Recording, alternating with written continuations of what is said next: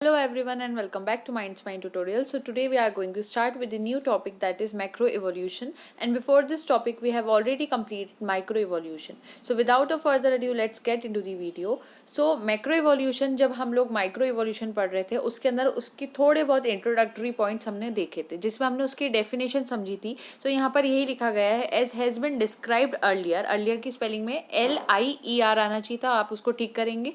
जैसे कि हमने फर्स्ट वीडियो में देखा माइक्रो इवोल्यूशन वाली वीडियो में कि मैक्रो इवोल्यूशन ऐसा इवोल्यूशन होता है जो कि बड़े लेवल पे होता है. मैक्रो का मतलब होता है बड़ा और माइक्रो का मतलब होता है छोटा. अब जो मैक्रो इवोल्यूशन होता है इसमें इवोल्यूशन होता है स्पीशीज का, जेनेरा का और कुछ हायर टेक्सा का. तो अगर स्पीशीज, जीनस और हायर टेक्सा का इवोल्यूशन होता है तो ऐसे इवोल्यूशन को मैक्रो इवोल्यूशन कहा जाता है. वहीं अगर इंफ्रा स्पीशीज या फिर हम कह सकते हैं सब स्पीशीज लेवल के ऊपर अगर इवोल्यूशन होता है तो उसको हम माइक्रो इवोल्यूशन कहते थे. तो ये वाली चीज़ें यहाँ पर डेफिनेशन पॉइंट में आ जाती है.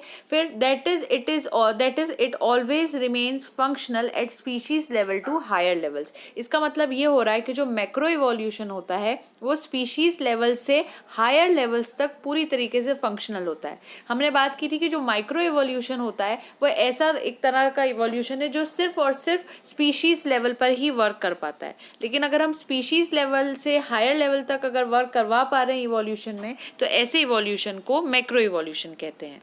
As a result of this evolution, a new adaptive type takes place by way of genetic divergence and division of population into different groups. अब यहाँ पर क्या कहा गया है कि ये जो कहना चाहिए इवोल्यूशन होता है मैक्रो इवोल्यूशन, इसका रिजल्ट ये निकलता है कि कुछ न्यू एडेप्टिव टाइप के ऑर्गेनिज्म बन जाते हैं. क्योंकि ये इवोल्यूशन हर लेवल पर करवा पा रहा है स्पीशीज से लेकर हायर कैटेगरीज तक, तो एक तरीके से नए एडेप्टिव टाइप ऑफ ऑर्गेनिज्म देखने को मिलते हैं इसमें. और वो कैसे बनते हैं? By the way of genetic divergence. उनकी जो जेनेटिक मेकअप नॉर्मली था अगर उसमें आप डाइवर्जेंस क्रिएट कर दोगे तो वो कहीं ना कहीं डिफरेंट हो जाएंगे या फिर उनमें एडेप्टिव टाइप के फीचर्स आ जाएंगे. दूसरी बात, या फिर डिवीजन अगर हो जाए किसी पॉपुलेशन का इनटू डिफरेंट ग्रुप्स.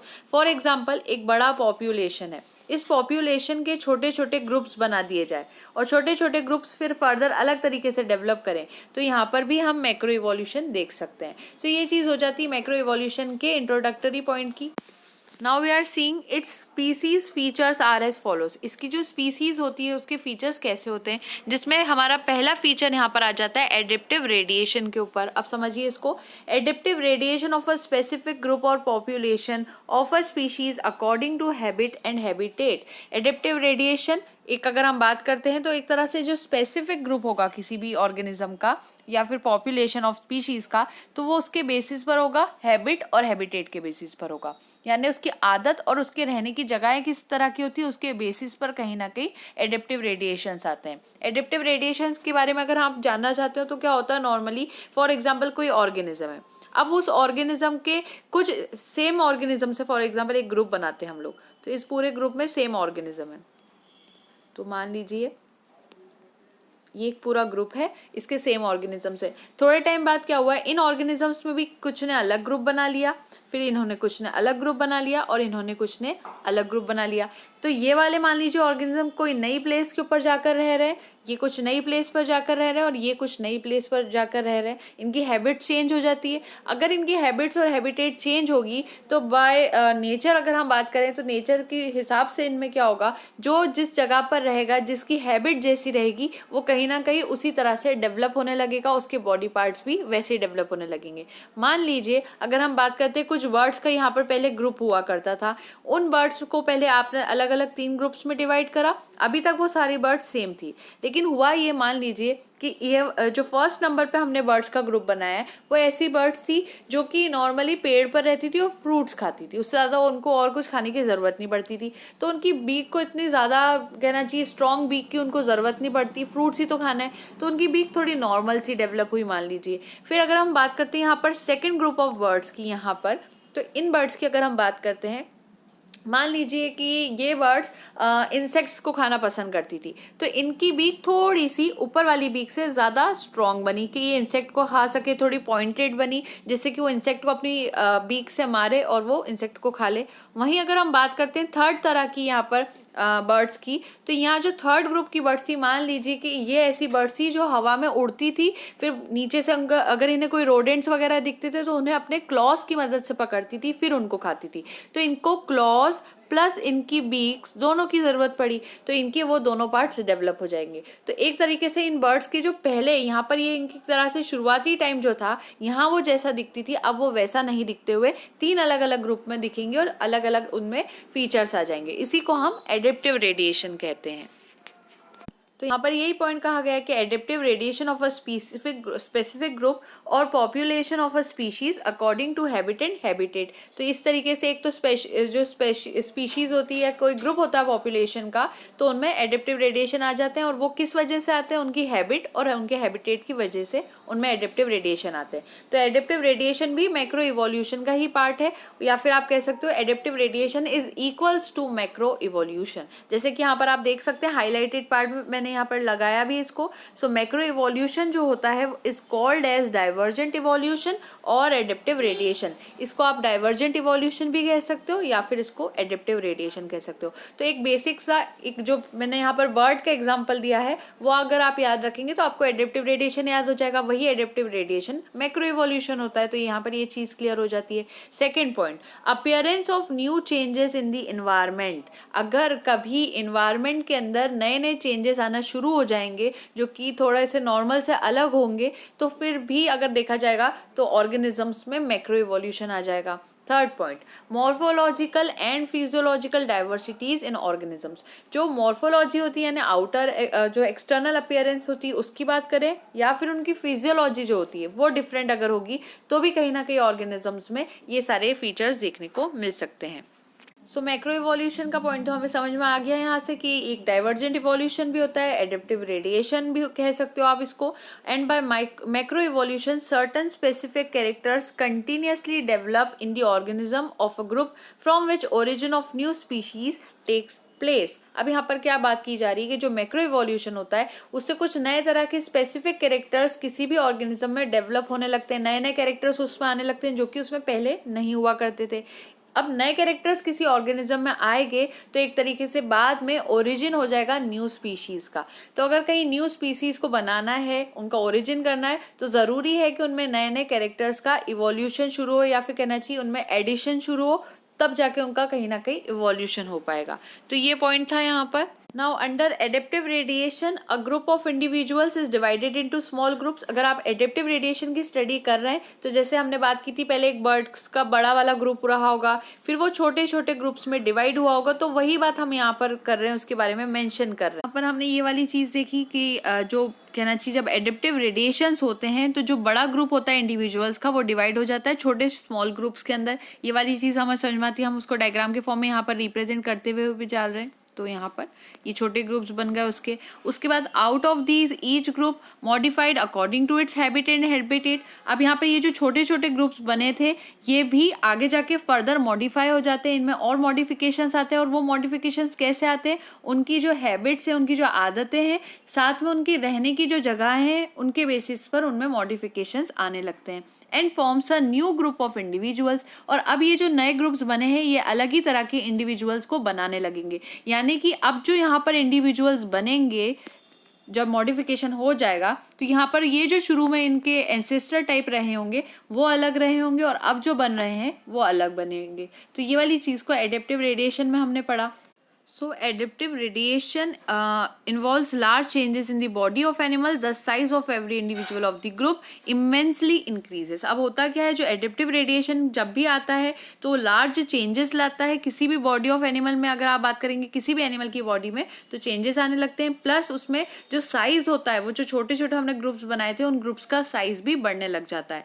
तो ये वाली चीज़ देखने को मिलती है। And as soon as habit of the animal changes, जैसे ही किसी एनिमल की हैबिट आदत चेंज होने लगती है, every part of the body of animal changes accordingly. तो उसका जो बॉडी पार्ट रहेगा उसी तरह से वो भी चेंज होने लगेगा क्योंकि उसकी आदतें चेंज हो रही है। फॉर एग्जाम्पल अभी हमने जो बर्ड्स का एग्जाम्पल लिया, पहले वो जो नॉर्मल बर्ड्स थी वो नॉर्मल सा फूड खाया करती थी, उनमें ज़्यादा कुछ था नहीं। फिर जब वो छोटे ग्रुप्स बने अलग अलग तो वो अलग अलग जगहों पर रहने गई। तो जो बर्ड्स ऊपर से उड़कर रोडेंट्स के ऊपर हमला करके उन्हें पकड़ती थी, उनके अंदर क्लॉज का डेवलपमेंट हो गया क्योंकि क्लॉज की हेल्प लेती थी, उनकी बीक भी ज़्यादा डेवलप हुई, ज़्यादा शार्प बनी होंगी होंगी, पॉइंटेड बनी होंगी। फिर जो बर्ड्स नॉर्मली फ्रूट्स वगैरह खाती थी उनकी बीक इतनी ज़्यादा शार्प नहीं रही होंगी। इस तरह के अलग अलग उनकी हैबिट्स के बेसिस पर उनकी बॉडी के अंदर चेंजेस आ गए। तो जिस भी बॉडी पार्ट का जिस तरीके से यूज़ हो सकता है उसी तरह से वहाँ पर मॉडिफिकेशंस देखने को मिलते हैं।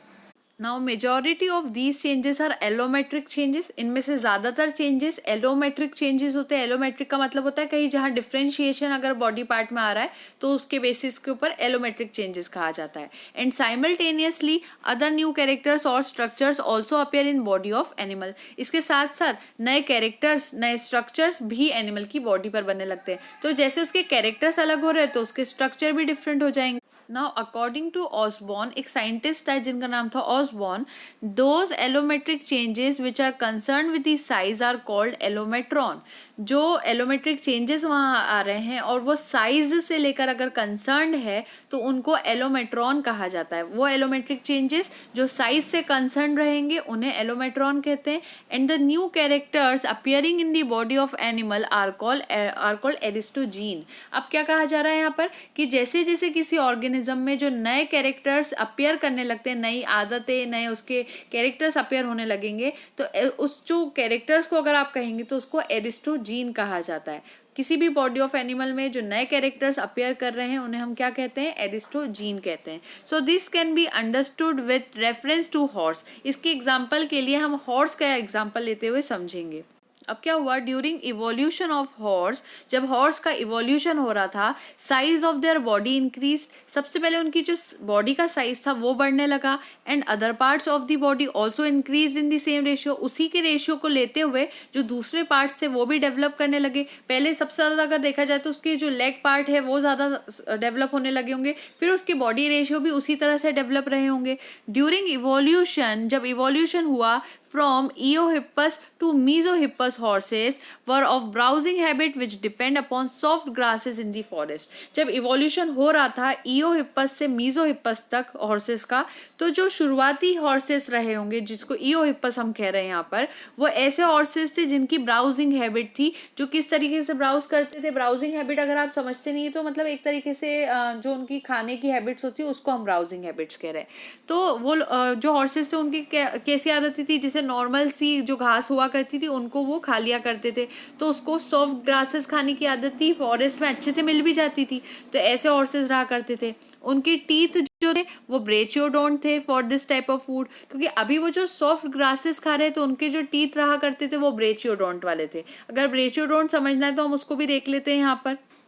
क्या होता है, टीथ अलग अलग तरीके से बहुत सारे तरीके के हो सकते हैं, जिसके बारे में आप जब 11th क्लास में रहे होंगे डाइजेशन चैप्टर में आपने टीथ के टाइप्स वहाँ देखे होंगे। लेकिन अभी हम जो टीथ के बारे में पढ़ रहे हैं वो है ब्रेचियोडोंट टीथ। शुरुआती टाइम पे जब हॉर्सेस सॉफ्ट ग्रासेस, नरम घास को खाया करते थे, उनके टीथ ब्रेचियोडोंट हुआ करते थे। इसका मतलब है जो लो क्राउंड होते हैं, छोटे होते हैं, या फिर आप कह सकते हो शॉर्ट टीथ होते हैं, दोनों आपके लिए, लो क्राउंड और शॉर्ट टीथ, ये आप कह सकते हो। तो ऐसे छोटे वाले टीथ उनके रहा करते थे, ज़्यादा बड़े नहीं होते थे, छोटे छोटे से टीथ रहा करते थे और वो इस तरह का खाना खा लेते थे। फिर जब Merychippus onwards, from Merychippus onwards they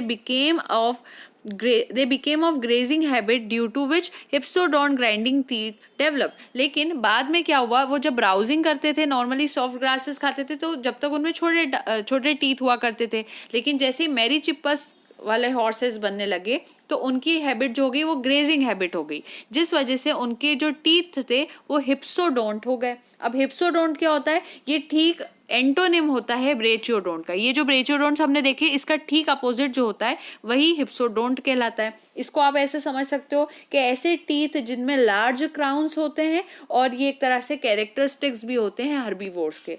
तो ब्रेचियोडोंट के ठीक अपोजिट जो टीथ होते हैं वो हिप्सोडोंट होते हैं। तो ये वाला पॉइंट यहाँ क्लियर होता है। So allometric changes occurred in the length of cusp and ridges of these teeth and few new cusp also developed simultaneously। Aristogene changes, यहाँ पर ये कहा जा रहा है कि ये जो एलोमेट्रिक चेंजेस आ रहे थे उन हॉर्सेस की टीथ के अंदर, जो जैसे कि उनकी जो लेंथ थी कस्प की, उनकी जो टीथ के रिजेस थे वो चेंज होने लगे। पहले छोटे से टीथ थे, फिर बाद में वो बड़े टीथ बनने लगे, बड़े उनमें साइज इंक्रीज होने लगा। सो उनमें नए कस्प का डेवलपमेंट हुआ साइमल्टेनियसली, और इस तरह के चेंजेस को एरिस्टोजीन चेंजेस कहा जाता है। अभी हमने बात की थी नए चेंजेस को एरिस्टोजीन चेंजेस कहते हैं, तो ये भी एक तरह के एरिस्टोजीन चेंजेस हो गए। 10 अब यहाँ पर एक पॉइंट थोड़ा सा क्लियरली नहीं मेंशन्ड है कि 10 माइक्रो इवोल्यूशन 10 इन होना चाहिए था, तो IND आपको दिखाई दे रहा होगा 10 इन, तो यहाँ पर डी को आप कट कर लेंगे। 10 in macro evolution new characters और structures develop in the animals. यहाँ पर क्या होता है, जब मैक्रो इवोल्यूशन होने लगता है तो नए कैरेक्टर्स और नए स्ट्रक्चर्स एनिमल में डेवलप होते हैं। तो अगर वाइवा में इस तरह का क्वेश्चन पूछ लिया जाए कि मैक्रो इवोल्यूशन में और माइक्रो इवोल्यूशन में बेसिक डिफरेंस क्या है, तो पहला डिफरेंस तो यही है